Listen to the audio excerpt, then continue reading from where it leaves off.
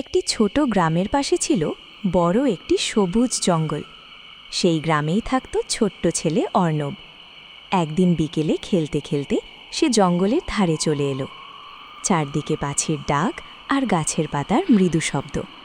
ঠিক তখনই অর্ণব দেখতে পেল একটি বানর গাছের ডালে বসে চুপচাপ তার দিকে তাকিয়ে আছে। অর্ণব ভয় পেল না। সে তার ব্যাগ থেকে একটি কলা বের করে বানরটির দিকে বাড়িয়ে দিল। বানরটি লাফ দিয়ে নিচে নেমে এলো এবং খুশি হয়ে কলাটি নিয়ে খেতে শুরু করল।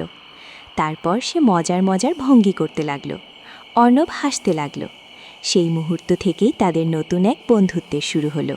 একদিন খেলতে খেলতে অর্ণব জঙ্গলের অনেক ভেতরে চলে গেল। কিছুক্ষণ পরে সে বুঝতে পারল সে পথ হারিয়ে ফেলেছে। চারদিকে শুধু বড় বড় গাছ আর অদ্ভুত শব্দ। অর্ণব ভয় পেয়ে গেল এবং চুপচাপ দাঁড়িয়ে রইল। ঠিক তখনই গাছের ওপর থেকে শোনা গেল পরিচিত এক ডাক। সেটি ছিল কালু। বানরটি গাছ থেকে গাছে লাফাতে লাফাতে অর্ণবকে পথ দেখাতে লাগল। অর্ণব তার পিছনে হাঁটতে লাগল। কিছুক্ষণ পর তারা জঙ্গলের বাইরে গ্রামের রাস্তা দেখতে পেল। অর্ণব বুঝল সত্যিকারের বন্ধু কখনো বিপদের সময় পাশে দাঁড়াতে ভোলে না।